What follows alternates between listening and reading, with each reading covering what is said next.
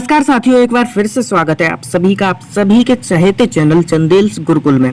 तो साथियों, आज हम डिस्कस करेंगे 25 मई 2020 से रिलेटेड जितने भी करंट क्वेश्चंस बन सकते थे तथा उनसे जुड़ी जो जानकारियां हम प्राप्त कर सकते थे। तो चलिए इस प्यारे से सेशन को स्टार्ट करते हैं एक मोटिवेशन कोट के साथ। तो आज का थॉट्स ऑफ द डे यानी कि मोटिवेशन है, मुसीबतों से निखरती है शख्सियत, जो चट्टानों से ना उलझे वो झरना किस काम का। तो साथियों, आपको बताना चाहूंगा, मुसीबतें हमेशा उन्हीं बेहतरीन लोगों के हिस्से में आती हैं जो उन्हें बेहतरीन तरीके से अंजाम देने की ताकत रखते हैं।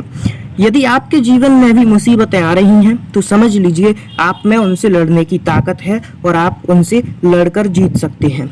तो चलिए लेते हैं अब पहला क्वेश्चन। पहले क्वेश्चन में कहा गया कि हाल ही में राष्ट्रमंडल दिवस कब मनाया गया है। तो इसका जो सही आंसर है वो है 24 मई। प्रत्येक वर्ष राष्ट्रमंडल दिवस 24 मई को मनाया जाता है। इस दिवस की जो शुरुआत हुई वो महारानी विक्टोरिया की मृत्यु के बाद 1902 में पहली बार इसे मनाया गया था। इंग्लैंड की महारानी विक्टोरिया ने 1901 में राष्ट्रमंडल दिवस को मनाने के ऊपर विचार विमर्श किया था। एक और बात, राष्ट्रमंडल दिवस को पहले एम्पायर डे के नाम से भी जाना जाता था। ये काफी इम्पोर्टेंट पॉइंट है और आपको याद रखना है कि राष्ट्रमंडल दिवस को पहले एम्पायर डे भी कहते थे। तो चलिए अब क्वेश्चन लेते हैं दूसरा। क्वेश्चन दूसरे में कहा गया कि हाल ही में विश्व की सबसे अधिक वेतन पाने वाली महिला एथलीट कौन बनी है। तो जो इसका सही आंसर है वो है Naomi Osaka. Naomi Osaka Japan की एथलीट हैं और जो टेनिस से जुड़ी हुई हैं। पिछले 12 महीनों में नाओमी की कमाई 37.4 मिलियन डॉलर है और ये कमाई इन्होंने प्राइज मनी और विज्ञापनों के द्वारा की है। और फोर्ब्स की जो 100 हाईएस्ट एथलीट्स पेड की जो लिस्ट है उसमें ये 29वें नंबर पे है। ये भी काफी एक इम्पोर्टेंट पॉइंट है, इसे आपको याद रखना चाहिए। इसके बाद चलिए अब क्वेश्चन लेते हैं तीसरा।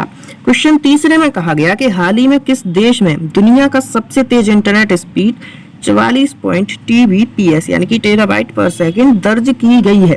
तो जो इसका सही आंसर है वो है ऑस्ट्रेलिया। ऑस्ट्रेलिया में अभी हाल ही में जो इंटरनेट स्पीड है वो 44.2 टेराबाइट पर सेकंड की स्पीड से दर्ज की गई है। तो अब क्वेश्चन लेते हैं नंबर 4। क्वेश्चन 4 में कहा गया कि हाल ही में भारत से आवश्यक दवा आपूर्ति की दूसरी खेप मॉरिशस पहुंची। मॉरिशस की राजधानी क्या है। तो जो इसका सही आंसर है तो आप सभी जानते हैं, बेसिक सा जनरल नॉलेज का क्वेश्चन है। जो मॉरिशस की राजधानी है वो है पोर्ट लुइस। अब इसके बारे में कुछ डिटेल जान लेते हैं, जैसे कि भारत से आवश्यक दवा की आपूर्ति की दूसरी खेप को INS केसरी, जो कि एक शिप है, जहाज है, लेकर पोर्ट लुई पर पहुंच गया है। शिपमेंट में लगभग 10 टन आयुर्वेदिक दवाएं उपलब्ध हैं, यानी कि जो शिप है उसमें 10 टन आयुर्वेदिक दवाएं भेजी गई हैं। अनुभव और विशेषज्ञ के आपसी बंटवारे के माध्यम से मॉरिशस के स्वास्थ्य अधिकारियों के साथ काम करने के लिए भारतीय चिकित्सा सहायता दल भी INS केसरी पर सवार हो गया। यानी कि जो भारत का चिकित्सा सहायता दल है वो भी केसरी यानी कि शिप पर सवार होकर वहां पहुंच गया है। इसके बाद आपको इसका इमेज दिखा दूं मैं। ये इसका इमेज है, आप देख सकते हैं। अब चलते हैं नेक्स्ट स्लाइड पर। यानी कि मॉरिशस हिंद महासागर में अफ्रीका महाद्वीप के दक्षिण पूर्वी तट से लगभग 2000 किलोमीटर यानी कि 1200 मील दूर एक द्वीप है, एक आइलैंड है ये। प्रधानमंत्री प्रवीण, यहाँ के जो प्रधानमंत्री हैं वो है प्रवीण जुगन्नाथ और जो यहाँ की राजधानी है वो पोर्ट लुई, जैसा कि अभी मैंने आपको बताया। इसके बाद जो मुद्रा यहाँ प्रयोग में लाई जाती है वो है मॉरिशस रुपया, यानी कि जो मॉरिशस की मुद्रा है वो है मॉरिशस रुपया। तो चलिए अब क्वेश्चन लेते हैं 5वां। क्वेश्चन 5वें में कहा गया कि हाल ही में एक दावे के अनुसार निम्न में से कौन कोरोना वायरस की गतिविधियों को कम करने में HIV दवाओं से बेहतर हो सकता है या हो सकती है। तो इसका जो सही आंसर है वो है कांगड़ा की चाय। अभी हाल ही में एक रिसर्च की गई और रिसर्च में पाया गया कि प्रसिद्ध जड़ी बूटी अश्वगंधा के बाद अब कांगड़ा चाय को संभावित कोरोना वायरस ब्लॉकर के रूप में चिन्हित किया गया है। एक प्रतिनिधित्व शोध टेक्नोलॉजी इंस्टीट्यूट से जुड़े एक वरिष्ठ शोध पेशेवर ने दावा किया है कि कांगड़ा चाय, जो अपने अन्य औषधीय गुणों के लिए जानी जाती है, ये एंटी HIV दवाओं की तुलना में वायरस की जो गतिविधि को बेहतर तरीके से अवरुद्ध करके यानी कि रोककर कोरोना वायरस के खिलाफ प्रतिरक्षा को बढ़ावा देने में सक्षम हो सकती है। प्रतिरक्षा यानी कि इम्यूनिटी पावर को ये बढ़ाएगी। जो कोरोना वायरस में अभी HIV दवाएं यूज हो रही हैं उनसे ये बेहतर मानी गई है।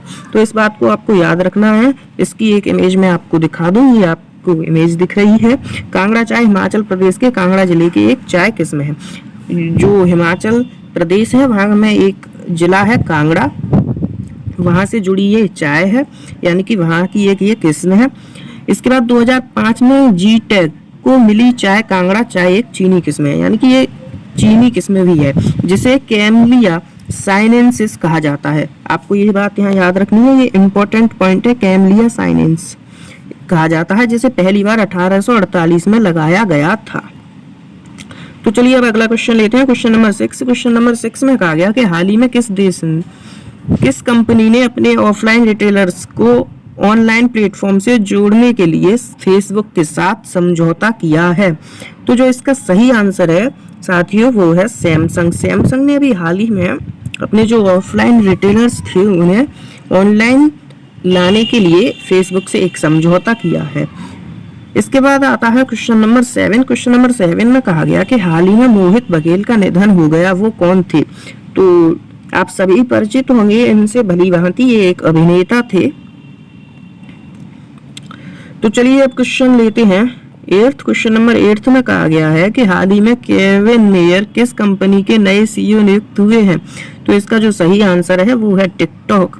टिकटॉक के जो नए CEO हैं वो केविन मेयर को नियुक्त किया गया है। आप अभी जानते हैं टिकटॉक और यूट्यूब में कंट्रोवर्सी चल रही है, जिस कारण काफी टिकटॉक की जो रेटिंग है वो गिर गई है और इसमें काफी चेंज आया है। इसकी जो रेपुटेशन है उसमें थोड़ा बदलाव आया है। जिस तरह पहले ये गूगल प्ले स्टोर और या ऐप स्टोर पर फर्स्ट पेज पर एडिटर चॉइस के रूप में दिखाया जाता था, वहीं अब ये इसे हटा दिया गया है और जो बाकी ऐप हैं उसे वहां लाया गया है। तो इसी कारण जो हाल ही में केविन मेयर हैं उनको अब CEO के रूप में नियुक्त किया गया है। तो आपको इन बातों पर ध्यान नहीं देना है, लेकिन आपको यहाँ ये पॉइंट है इम्पोर्टेंट कि केविन मेयर एक CEO के रूप में नियुक्त किए गए हैं, इसीलिए मैंने इसे बताना जरूरी समझा।